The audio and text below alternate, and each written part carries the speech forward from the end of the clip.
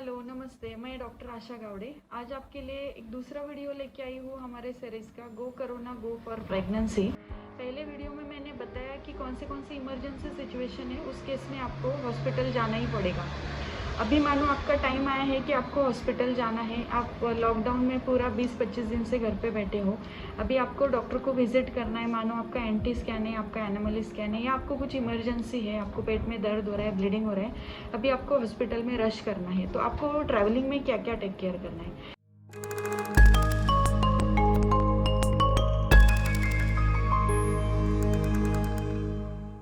सबसे इम्पोर्टेंट चीज़ जो मैंने आपको बोली है कि अभी हम लोग हॉस्पिटल में बैठे हैं, हम लोग अभी खुद का काफ़ी प्रिकॉशन ले रहे हैं। हमारे सब हेल्थ केयर वर्कर, सिस्टर है, डॉक्टर है, या फिर रिसेप्शनिस्ट है, फार्मासिस्ट है, ये हम सब लोग चीज़ें यूज़ कर रहे हैं। जैसे कि सैनिटाइज़र यूज़ कर रहे हैं, हम लोग ग्लोव्स डाल रहे हैं, ये पीपीई किट डाल रहे हैं, N95 मास्क यूज़ कर रहे हैं, फिर ये एक फेस शील्ड करके आता है जो पूरा चेहरे को कवर कर रहा है। जब भी हम लोग पेशेंट के पास जा रहे हैं ये सब यूज़ कर रहे हैं, लेकिन बीइंग अ पेशेंट तुम लोग सिर्फ मास्क यूज़ करके आते हो, ओके। तो इसलिए तुम लोग जब भी हॉस्पिटल आ रहे, it's like a public place only, तुम लोग रिस्क हो, इन्फेक्शन के लिए रिस्क है प्रेग्नेंट मम्मीज़ के लिए। और दूसरा इंपॉर्टेंट चीज़ कि प्रेगनेंसी में इम्यूनिटी कम रहती है, हर प्रेग्नेंट पेशेंट की इम्यूनिटी कम रहती है, तो वो कोई भी इन्फेक्शन के लिए ज़्यादा प्रोन है। तो आप जब भी घर से बाहर निकल रहे हॉस्पिटल जाने के लिए, तो आपको कौन सी चीज़ों का ध्यान रखना है वो मैं आपको बताने वाली हूँ। और जब घर वापस आ रहे तभी भी कौन सी चीज़ों का ध्यान रखना है वो भी मैं आज आपको समझाने वाली हूँ। सबसे इम्पॉर्टेंट चीज़ कि आपको इमरजेंसी की सिचुएशन में ही घर से बाहर निकलना है हॉस्पिटल के लिए। बाकी जो घर के रेस्ट ऑफ द काम है वो आपके हस्बैंड करेंगे या कोई और करेगा, उस चीज़ के लिए आपको घर से बाहर नहीं निकलना है। मानो ग्रोसरी शॉप के लिए कुछ खरीदने जाना है, या वेजिटेबल्स खरीदने हैं, फ्रूट्स खरीदने हैं, उस केस में आप आपके हस्बैंड को भेजो।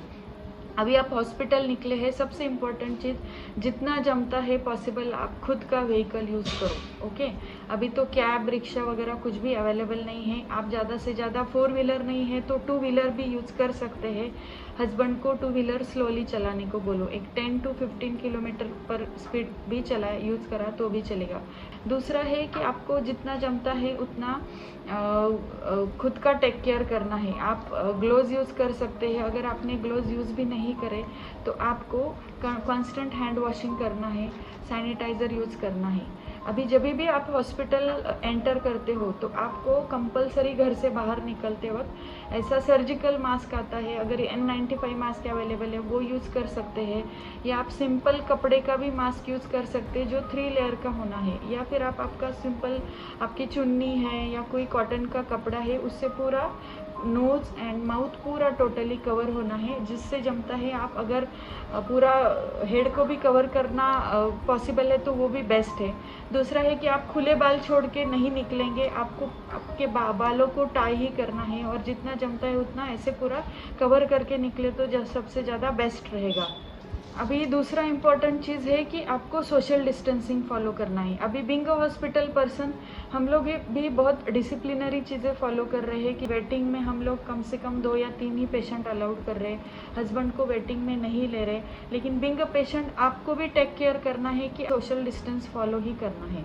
मतलब आप रिसेप्शन काउंटर पे खड़े हैं, या आप कैश पे करने के लिए खड़े हैं, या फार्मेसी के लिए खड़े हैं, या आपको डॉक्टर से मिलने के लिए जाना है कंसल्टिंग रूम में, तो आपको सोशल डिस्टेंसिंग फॉलो ही करना है। दूसरा है कि आपको अननेसेसरी कहीं पे टच ही नहीं करना है। अगर बहुत ही ज़रूरत है तो instead of finger you can use the elbow और you can use the back. मानो कि फॉर एग्जांपल आपको डोर ओपन करना है, या आपको लिफ्ट का बटन टच करना है, या कहीं टेबल पे टच करना है, जो भी, तो उस केस में आप जितना जमता है आपका एल्बो या बैक यूज़ करो। दूसरा इंपॉर्टेंट चीज़ है कि आप जब भी टच कर रहे हैं आप खुद का सैनिटाइज़र कैरी करो। खुद के सैनिटाइज़र से खुद का हैंड वॉश करना है। टाइम पे आपको सैनिटाइज़र मिला नहीं, ये नहीं, वो नहीं, ऐसे प्रॉब्लम क्रिएट नहीं होने हैं। जहाँ पे लिक्विड सोप बेसिन अवेलेबल है प्रॉपर आप हैंड वॉशिंग करो। हैंड वॉशिंग जो है आइडियली काफ़ी सारे वीडियोज़ आए हैं, प्रॉपर पाम का करना है, बैक साइड का करना है, फिर in between the finger depth, it should be at least for 20 second. तो सबसे बेस्ट आप खुद का सैनिटाइज़र कैरी करो, और खुद के सैनिटाइज़र से हर बार जब भी कहीं पे टच कर रहे आपको सैनिटाइज़र से हैंड्स क्लीन करने हैं, और अगर पॉसिबल है तो 20 सेकेंड हैंड वॉशिंग करना है। अभी तीसरा इम्पॉर्टेंट चीज़ जो अपने ऑर्नामेंट्स है, मानो आप हाथ में रिंग्स डालते हैं, गले में नेकलेस रहता है, ईयर रिंग्स रहते हैं, आपको सभी चीज़ें घर पे उतार के जाना है, आपको कुछ भी पहन के नहीं जाना है। जितना जमता है आप कोई भी ड्रेस डाल रहे हैं या जो भी डाल रहे हैं, ideally it should cover all the body. Ideally जितना जमता है उतना पॉसिबल आप टेक केयर करो, ताकि आप वहाँ पे जाने के बाद जितना जमता है उतना आपकी बॉडी कम एक्सपोज होंगी। सबसे इम्पोर्टेंट चीज़ पॉसिबल है, अगर आपको स्पेक्टेकल है तो बेटर ही है, अगर आपको स्पेक्टेकल नहीं है तो आप खुद का गॉगल यूज़ करो। देखो बेसिक जो है, कोरोना वायरस जो है अपने जो नेचुरल ओपनिंग्स है, लाइक आईज है, नोज़ है, माउथ एंड ईयर, वहाँ से एंटर होता है, तो आपको आइडियली वो सब चीज़ें कवर करनी है। तो अगर पॉसिबल है तो आप गॉगल यूज़ करो। और तीसरा इम्पॉर्टेंट चीज़ है, जो सबसे इम्पॉर्टेंट है, जितना जमता है उतना कैश पेमेंट की जगह आप कार्ड पेमेंट करो। आपके कार्ड को आप सैनिटाइज कर सकते हैं। अगर आप हॉस्पिटल से कोई कैश लेते हैं, रिटर्न कैश लेते हैं, तो फिर से आप इन्फेक्शन कैरी करने की रिस्क रखते हो। तो फ्रेंड्स, मैंने आपको यही बताया कि जब आप हॉस्पिटल जा रहे तो आपको जितना जमता है उतना खुद को कवर करना है, आपके ऑर्नामेंट्स निकालने हैं, आपको सोशल डिस्टेंसिंग फॉलो करना है, आपको प्रॉपर मास्क यूज़ करना है, और जितना जमता है उतना कहीं पे भी टच करने का अवॉइड करो। ओके, अभी ये हो गया कि आपको हॉस्पिटल जाते वक्त क्या क्या टेक केयर करना है। अभी दूसरा पार्ट है कि हम लोग अभी हॉस्पिटल में चेकिंग आपका हो गया, डॉक्टर से बात हो गई, एवरीथिंग इज़ फाइन, डॉक्टर ने बोला कि सब ठीक है, आप मेडिसिन कंटिन्यू करो। आप अभी घर पे वापस आ रहे, घर पे आपके हस्बैंड है, आपकी सासू माँ है, या आपका पहला बच्चा है, उनको एक्सपोजर होने की रिस्क है। तो आपको क्या चीज़ों का ध्यान रखना है? सबसे इम्पॉर्टेंट चीज़, आप जो मानो मोबाइल कैरी करे हो, या आप कीज़ कैरी करे हो, या कुछ एक्स्ट्रा बेसिक सामान कैरी करे हो साथ में, एक तो उसको एक कोई तो एनवलप में ही कैरी करो, ताकि वो एनवलप आप बाद में फेंक दे सकते हैं। और अगर आप डायरेक्टली कैरी करे हो तो उसको एक हाथ बॉक्स में रखो, और वो बॉक्स एक दिन के लिए 24 आवर के लिए कहीं पे घर में एक साइड पे रखो, उसको डायरेक्टली ओपनली आपको घर में नहीं रखना है। दूसरा इंपॉर्टेंट चीज़ है कि आपके शूज़, आप हॉस्पिटल आने के लिए जमता है तो पुराने शूज़ यूज़ करो, और वो शूज़ आपको एक तो आपके कार में ही रखने हैं, या फिर आप घर के बाहर थोड़ा डिस्टेंस पे रख सकते हैं।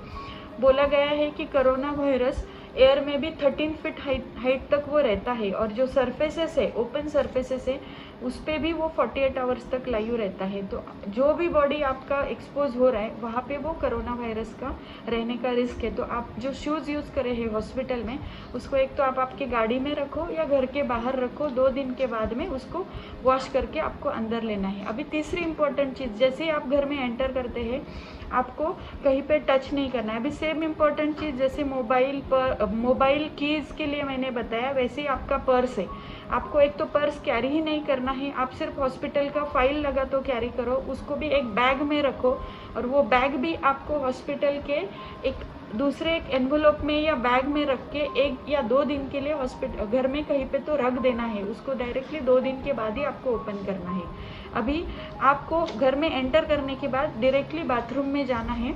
आपने जो भी कपड़े पहने हैं उसको अच्छे से गर्म डेटॉल का जो पानी है उसमें आपको भिगो के रखने हैं 1-1.5 घंटे के लिए, और उसके बाद में उसको अच्छे से वॉश करो। और तीसरा इम्पॉर्टेंट चीज़ है, अगर आपको पॉसिबल है तो फ्रॉम हेड टू टो पूरा बाथ ले लो आप गर्म पानी से, पूरा हेयर वॉश वगैरह भी लेना है। अगर आपको पॉसिबल नहीं है तो आपके जो एक्सपोज पार्ट है, मानो आपकी हेयर एक्सपोज है, आपने हेड को कवर नहीं करा है, आपके हैंड्स ओपन है, आपके लेग्स ओपन है, या जो भी है, तो उसको प्रॉपरली आपको विथ सोप वॉश करना है अच्छे से गर्म पानी से, या फिर अगर आपने बाथिंग करा तो सबसे बेस्ट है। अगर आपने ग्लोव्स यूज़ करे हैं ऐसे, तो आपको जो ग्लोव्स है ये प्रॉपरली निकालने हैं। जो बाहर का एरिया है जो अभी इन्फेक्टेड है, इसको निकालते वक्त आपको ऐसे ही निकालने हैं, और अंदर का जो है वो स्टेराइल एरिया है, तो ये ग्लोव्स को निकाल के आपको डस्टबिन में फेंक देना है। वो ग्लोव्स को वापस से यूज़ नहीं करना है, और वो डस्टबिन को कवर करना है। तो फ्रेंड्स, मैंने आज आपको यही समझाया है कि आपको इमरजेंसी सिचुएशन में बीइंग अ प्रेगनेंसी हॉस्पिटल जाना पड़ेगा, तो हॉस्पिटल जाते वक्त हॉस्पिटल में, और हॉस्पिटल से जब वापस आएंगे तो घर में क्या क्या टेक केयर करना है ताकि हम लोग ये कोरोना से बच सकेंगे। अपने हाथ में सिर्फ प्रिवेंशन प्रिवेंशन एंड प्रिवेंशन ही है। एज सच कोरोना के लिए क्योर कुछ भी नहीं है, जो कि तुम लोग को पता है। अभी तक वैक्सीन भी स्टार्ट नहीं हुआ है, डॉक्टर भी सिर्फ उसको सिम्टोमेटिकली मैनेज कर रहे हैं। तो अपने हाथ में सिर्फ ये है कि prevention is better than cure. अगर आपको ये वीडियो अच्छा लगा होगा तो इसको लाइक करो, आपके जो भी प्रेग्नेंट फ्रेंड्स हैं उनके साथ शेयर करो, उनको भी बताओ, और होप्स हो कि आपको इसका कुछ फ़ायदा होगा। Thank you.